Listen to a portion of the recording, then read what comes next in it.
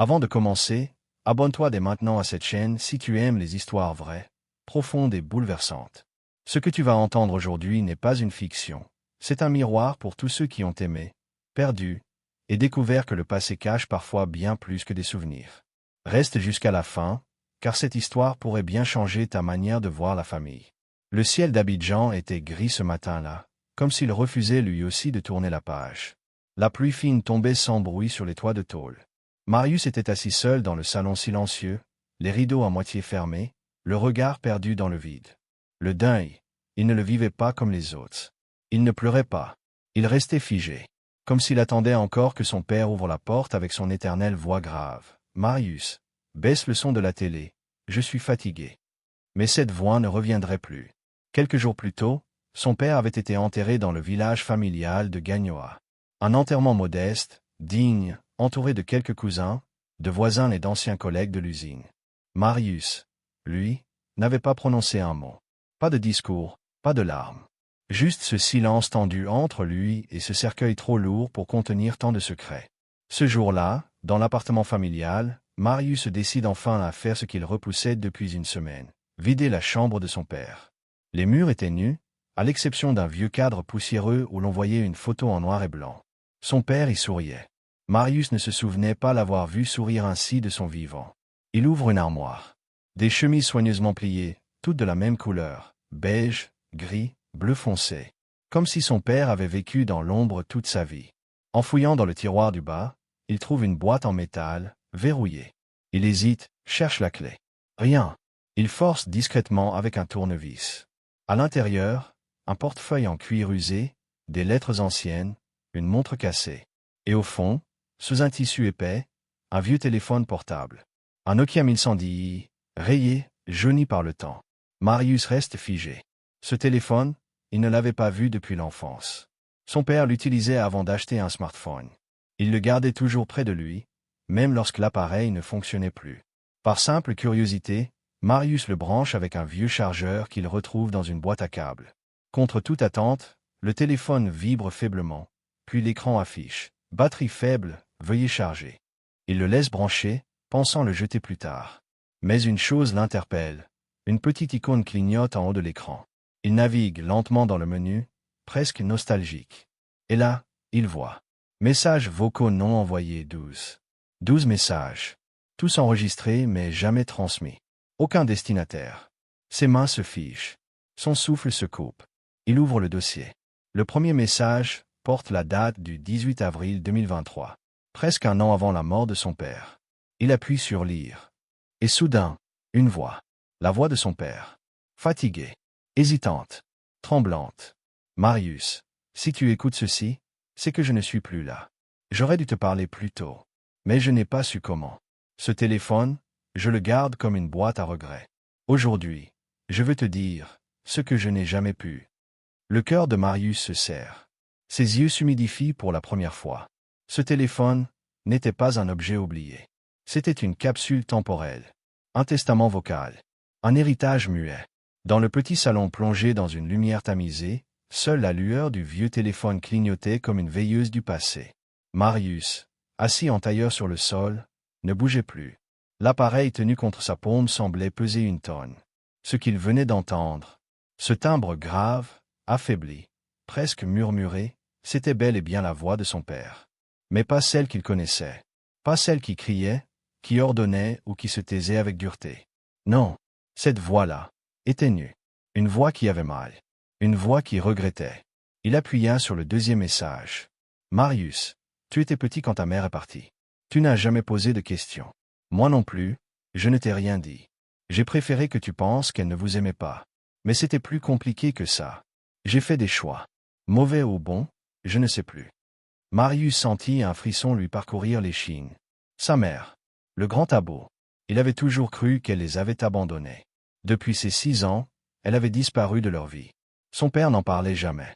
Et chaque fois que Marius posait une question, il recevait un regard noir ou un silence glacial en réponse. Il lança le troisième message. Je n'étais pas prêt à être père. J'ai crié trop souvent. J'ai puni sans écouter. Je croyais qu'il fallait te forger, te durcir. Mais parfois, la force ne vient pas de la peur. Elle vient de l'amour, et ça, Je ne l'ai compris que trop tard. Marius sentit sa gorge se nouer. Il se souvenait de ses nuits d'enfance où il pleurait sous les draps sans faire de bruit, pour ne pas se faire gronder. De ce matin où il partait à l'école sans petit déjeuner, parce que son père disait « La faim, ça éduque ». Ce n'était pas un homme tendre. Mais là, dans ce téléphone, il découvrait un autre homme. Un homme seul, brisé, honteux. Dans le 4e message, son père évoque des souvenirs que Marius avait oubliés. La fois où il l'avait porté sur ses épaules jusqu'à l'hôpital, alors qu'il avait de la fièvre. Les heures passées à raccommoder ses chaussures pour qu'il ne soit pas moqué à l'école. Je ne t'ai pas dit que je t'aimais, Marius. Pas une seule fois. Et pourtant, c'est tout ce que je ressentais. Chaque matin, chaque soir. Marius sentit une larme glisser sur sa joue. Une larme silencieuse. Une larme lourde. C'était comme si chaque message venait recoller les morceaux d'un puzzle qu'il n'avait jamais compris. Son père n'avait pas été parfait. Il avait été dur. Froid. Mais derrière ce mur de silence se cachait un homme, plein d'amour mal exprimé. Puis vint le 5e message. Et là, quelque chose bascula. Il y a quelque chose que je n'ai jamais eu le courage de te dire. Quelque chose que j'ai porté toute ma vie. Tu n'es pas mon seul fils. Tu as un frère, Marius. Un demi-frère. Il s'appelle Isaac. Le monde sembla s'arrêter. Un frère? Marius fixa le téléphone. Comme si l'écran allait lui donner une explication. Sa respiration devint plus courte. Un frère. Vivant. Quelque part. Et il ne le savait pas. Son père poursuivait, la voix de plus en plus brisée. Isaac est né avant toi. D'une autre histoire. D'un autre amour. Sa mère ne voulait pas de moi dans sa vie. Je n'ai pas insisté. Mais je l'ai suivi. J'ai gardé ses bulletins scolaires. Je sais qu'il aime la peinture. Qu'il vit à Yopougon. Il te ressemble. Il ne sait rien de toi. Rien de nous. Mais tu devrais le connaître, Marius. C'est la seule chose que je peux te demander avant de partir. Pardonne-moi de ne pas avoir su faire mieux. Marius resta figé, le téléphone toujours à la main, les messages résonnant dans sa tête comme des coups de tonnerre. Le deuil, il pensait l'avoir enterré avec son père. Mais ce soir-là, il comprit que son vrai deuil ne faisait que commencer. Les jours suivants, Marius ne dormait plus. Ou plutôt, il dormait les yeux ouverts. Présent physiquement, mais absent de tout. Les messages vocaux de son père tournaient en boucle dans sa tête comme un vieux disque rayé. Isaac. Un prénom. Un nom presque irréel. Un frère caché dont il n'avait jamais soupçonné l'existence. Pourquoi ce secret? Pourquoi cette vie double? Et surtout, que devait-il faire maintenant? Il réécouta le dernier message encore et encore, comme s'il espérait y dénicher un indice supplémentaire. Il notait chaque mot, chaque hésitation, chaque respiration de son père. Un détail l'avait marqué. Il vit à Yopougon. Il aime la peinture. Il te ressemble. Yopougon. Un vaste quartier d'Abidjan, vivant, bruyant, contrasté. Des milliers de visages, des milliers de vies. Comment retrouver un frère dans un océan d'inconnus? Mais Marius avait une arme puissante entre les mains, la colère mêlée au besoin de vérité. Il commença à enquêter, à fouiller, à chercher. Il retourna dans la chambre de son père, passa au peigne fin chaque carnet, chaque boîte, chaque facture. Dans un vieux classeur, caché derrière des fiches d'impôts, il trouva ce qu'il n'osait espérer. Une copie jaunie d'un acte de naissance. Nom, Isaac Koné. Date de naissance, 12 mars 2002. Mère, Clarisse Yoboué. Adresse indiquée, Yopougon Trois-Rouges. Le cœur de Marius bondit dans sa poitrine. Il tenait une piste. Le lendemain, il prit un taxi direction Yopougon. Le trajet lui parut interminable. Chaque feu rouge, chaque embouteillage était une torture. Quand le taxi le déposa à Trois-Rouges, il se sentit étranger, comme un espion dans une vie qui n'était pas la sienne. Le quartier grouillait de vie, vendeuses de bananes, enfants jouant pieds nus, hommes discutant devant des maquis. Il demanda timidement à un vieil homme assis devant un kiosque s'il connaissait un certain Isaac Koné. Le vieux plissa les yeux. Le petit qui peint les murs avec des fresques là? Le garçon tranquille? Oui, il habite à 2 blocs d'ici. Bâtiment C6. 2e étage, porte bleue. Marius sentit son estomac se nouer. Arrivé devant la porte bleue, il resta figé. Son poing se leva, puis redescendit. 2 fois, 3 fois. Finalement, il prit une profonde inspiration et frappa doucement. Des pas. Lents. Calme. La porte s'ouvrit. Et là, il le vit. Un garçon. 19 ans peut-être. Un visage familier. Trop familier. Même mâchoire. Même regard sombre. Même façon de plisser les yeux. Marius se sentit comme face à un miroir un peu flou du passé. Bonjour. Tu es Isaac? Oui. Vous êtes qui? Marius hésita. Il avala sa salive. Puis dit d'une voix tremblante. Je m'appelle Marius. Je crois que je suis ton frère. Isaac fronça les sourcils, méfiant. C'est une blague? Marius sortit l'acte de naissance, puis le vieux téléphone de son père. Ton père, c'était aussi le mien. Il est mort il y a quelques semaines. Il m'a laissé ça. Des messages. Il parle de toi. Il t'a toujours suivi, en silence. Isaac resta interdit. Il prit le téléphone d'un geste lent. Il appuya sur le bouton lecture. Et pour la première fois, les deux fils du même homme entendirent ensemble la voix d'un père qui avait aimé deux enfants, à distance. Un silence lourd remplit l'espace. Isaac recula d'un pas, puis s'assit, abasourdi. Pourquoi? Il ne m'a jamais parlé. Pourquoi il ne m'a jamais cherché? Marius s'agenouilla à côté de lui. Je me pose la même question. Mais je suis là maintenant. On peut décider de ne pas répéter ses erreurs. Deux vies séparées par un mur de silence. Deux garçons que tout opposait. Mais ce jour-là, le fil invisible du sang se tendit enfin entre eux. Les jours suivant leur rencontre, un silence inhabituel s'installa entre Marius et Isaac. Ce silence était lourd, chargé d'interrogations, de doutes, et surtout de cette douleur sourde qui naît quand deux inconnus se découvrent frères du jour au lendemain. Marius, de retour chez lui, revivait sans cesse ce moment devant la porte bleue, la surprise, la méfiance d'Isaac. Il comprenait cette réserve. Après tout, ce jeune homme avait grandi sans père, sans savoir qu'un frère existait. Il ne pouvait pas l'accuser de garder ses distances.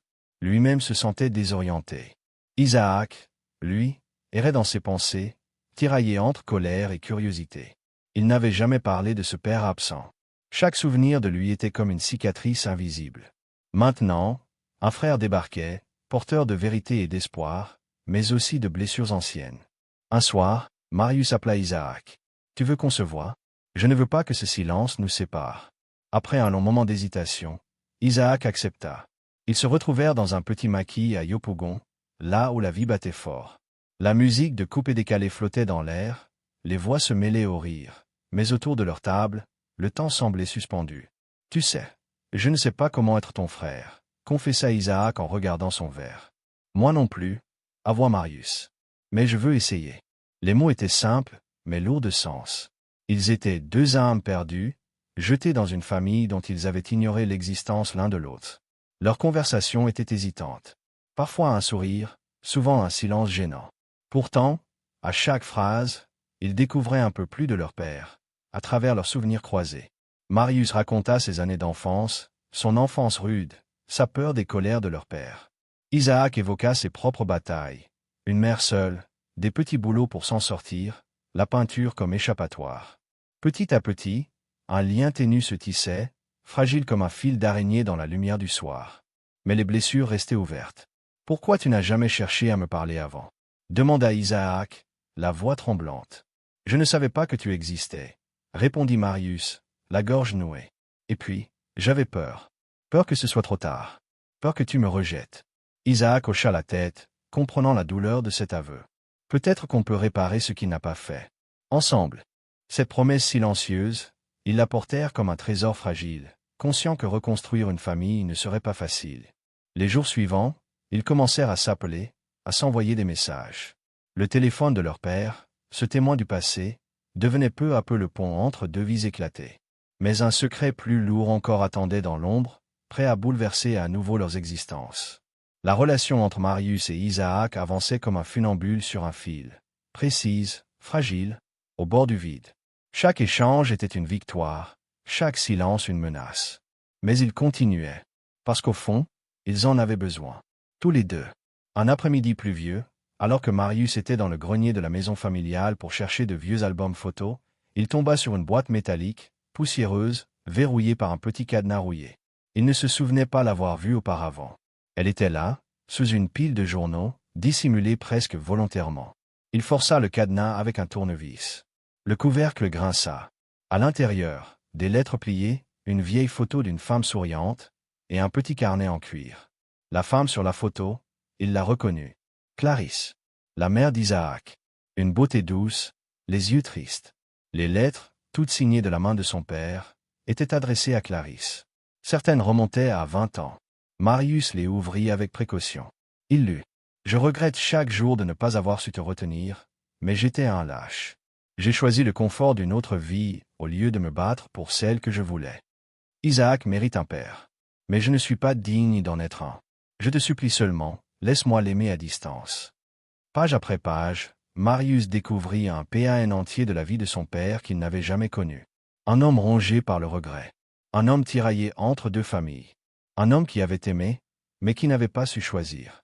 Mais c'est dans le carnet en cuir que le véritable choc arriva. Son père y avait écrit comme dans un journal, des phrases brèves, griffonnées à la hâte. Clarisse m'a supplié de ne pas dire à Isaac qu'il avait un frère. Elle pensait que c'était mieux pour lui. Le jour où Marius est né, j'ai ressenti la même chose que quand j'ai vu Isaac pour la première fois. Et c'est là que j'ai compris que j'aimais mes deux fils de la même façon. Mais une dernière page fit vaciller Marius. Je n'ai jamais dit à Clarisse que Marius était né après une nuit, où je croyais l'avoir perdu. J'étais perdu, et je me suis accroché à une autre femme. Une erreur. Une fuite. Clarisse ne l'a jamais su. Elle pensait que Marius était le fruit d'un amour choisi. Mais il est né du vide. Et c'est ça qui me hante. Marius lâcha le carnet. Sa respiration devint irrégulière. Il comprenait. Il comprenait enfin pourquoi son père avait été si dur avec lui. Pourquoi il ne l'avait jamais regardé avec tendresse. Parce qu'il se sentait coupable. Parce qu'à chaque regard, il se voyait lui-même, ses erreurs, ses fuites. Marius n'était pas un enfant voulu. Il était le produit d'un mensonge. D'un abandon. Il resta de longues minutes assis, le regard perdu dans le vide. Puis il prit son téléphone. Isaac devait savoir. Ils devaient se parler. Ils se retrouvèrent à la tombée de la nuit, au bord de la lagune, là où les pirogues dansaient doucement sur l'eau. L'air était lourd, chargé de silence. Marius tendit le carnet à Isaac. C'est de lui. C'est tout ce qu'il n'a jamais dit. Isaac lut, en silence. Longtemps. Quand il arriva à la dernière page, il ferma les yeux. Une larme glissa le long de sa joue. « Tu sais ce que ça veut dire » demanda-t-il d'une voix cassée. Marius hocha la tête. « Oui, ça veut dire que ni toi ni moi n'avons eu ce qu'on méritait. Pas la vérité. Pas l'amour qu'on attendait. Mais on l'a maintenant. Et peut-être qu'on peut faire quelque chose avec ça. » Isaac serra le carnet contre lui. Et si on arrêtait de porter ses fautes? Et si on construisait autre chose? Lui? Sans lui? Un silence. Puis un sourire. Timide. Vrai. Le secret avait été révélé. Et au lieu de les briser, il avait ouvert une brèche. Une possibilité. Une nouvelle vérité à écrire à deux. Il n'y eut pas de miracle. Pas d'étreinte théâtrale. Pas de pardon immédiat. Mais ce qu'il y eut, c'était le choix. Le choix de deux frères qui, au lieu de fuir la douleur, décidèrent de marcher ensemble à travers elle. Les jours passèrent. Marius et Isaac se virent plus souvent. D'abord autour d'un café, puis dans un atelier de peinture qu'Isaac louait dans une ruelle de Trecqueville. Là, au milieu des pots de couleurs, des toiles inachevées et de la lumière brute du soleil ivoirien, quelque chose de nouveau naquit. « J'ai une idée, » dit Isaac un matin, les yeux pétillants. « Dis-moi, et si on peignait son histoire? La nôtre? Pas pour l'excuser, mais pour que ça ne reste pas dans l'ombre. » Marius resta silencieux. Puis il hocha lentement la tête. Ce serait leur façon à eux de guérir. Alors ils commencèrent. Une toile. Immense. Blanche. Comme un cœur vide, prêt à recevoir les cicatrices. Isaac peignait. Marius écrivait. Et ensemble, ils composaient une fresque. Un hommage, non pas à un homme parfait, mais à l'humanité imparfaite de leur père. Ils peignirent son silence, ses absences, ses deux amours. Ils écrivirent les mots qu'ils n'avaient jamais dits. Ils dessinèrent deux garçons marchant chacun de leur côté, séparés par un mur. Puis, dans un coin de la toile, une fissure. Et de cette fissure, une main tendue. Cette fresque devint un miroir, une catharsis. Un jour, Marius invita sa mère à voir leur travail. Elle resta longtemps devant la toile, les larmes aux yeux. « Tu sais, dit-elle en s'adressant à Marius, je ne l'ai jamais haï pour ce qu'il a fait. Mais je ne lui ai jamais pardonné non plus. Maintenant que je vois ça, je crois que je peux commencer. » Marius la prit dans ses bras. C'était peut-être la première fois qu'ils pleuraient ensemble, non pas pour le passé, mais pour l'avenir. De son côté, Isaac emmena sa mère Clarisse devant la toile. Elle aussi resta figée, une main sur la bouche. « Ton père aurait été fier de toi, » souffla-t-elle. « Pas pour ce qu'il a fait, mais pour ce que tu choisis d'en faire. » Petit à petit, le tableau attira du monde. Les gens venaient, regardaient, posaient des questions. Et les deux frères racontaient. Pas avec amertume. Avec vérité. avec courage. Un jour, un adolescent leur demanda. Et vous vous considérez comme des vrais frères maintenant? Isaac et Marius échangèrent un regard. On ne s'est pas choisi, répondit Isaac. Mais on a choisi de ne pas rester étranger, ajouta Marius. Et ça, c'est peut-être encore plus fort que le sang, conclurent l'ensemble. La reconstruction n'avait rien de spectaculaire. Elle se faisait de gestes simples, un appel, une main sur l'épaule, un silence respecté. Mais chaque pas les rapprochait un peu plus de ce qu'ils auraient pu être et de ce qu'ils devenaient. Deux hommes, deux fragments d'un même père. Deux vies désormais liées non par le passé, mais par le pardon. La fresque fut terminée un dimanche matin. Le soleil caressait les couleurs séchées, les craquelures délicates, comme si le temps lui-même validait ce témoignage silencieux. Isaac passa ses doigts sur la toile. Marius se tenait à ses côtés. Aucun mot. Juste le souffle du vent et le poids léger d'un fardeau enfin déposé. Le passé ne disparaît jamais vraiment. Mais il s'apaise, quand on cesse de le fuir. Isaac avait invité des enfants du quartier à venir peindre une dernière touche, une ligne d'or traversant la fissure entre les deux silhouettes, comme un pont. C'est le lien qu'on ne voit pas toujours, leur expliqua-t-il. Mais il existe, même quand on croit que tout est brisé. Marius regardait ses petits doigts tracer l'or avec maladresse, et il souriait. Ce n'était pas seulement un tableau. C'était une renaissance. Les deux frères avaient aussi pris une décision. Ils avaient choisi de garder le téléphone de leur père. Non plus comme une relique du passé, mais comme un symbole. Un jour, ils enregistrèrent ensemble un dernier message vocal. « Papa, on t'a compris. Pas tout pardonné, mais compris. Et grâce à ce que tu n'as pas su faire, on a su, nous, construire. Merci. Pour la vérité. Pour la douleur. Pour le frère. » Ils n'envoyèrent pas le message. Ils le gardèrent. Comme une prière. Et ainsi s'achève l'histoire de Marius et Isaac, deux frères séparés par le silence d'un père, réunis par la vérité, la douleur et la volonté de reconstruire. Parce que parfois, ce qui nous brise finit par nous assembler. Parce que parfois, le pardon n'est pas un mot, c'est un chemin. Si cette histoire vous a touché, si elle vous a fait réfléchir, alors n'oubliez pas de vous abonner à cette chaîne pour découvrir d'autres récits aussi puissants, aussi humains, aussi vrais. Laissez un commentaire. Que auriez-vous fait à la place de Marius? Et vous, auriez-vous ouvert le carnet? Likez si vous avez ressenti quelque chose. Et surtout, activez la cloche pour ne rien manquer des prochaines histoires. Merci d'avoir regardé jusqu'à la fin. À très bientôt, pour un nouveau voyage, au cœur de l'âme humaine.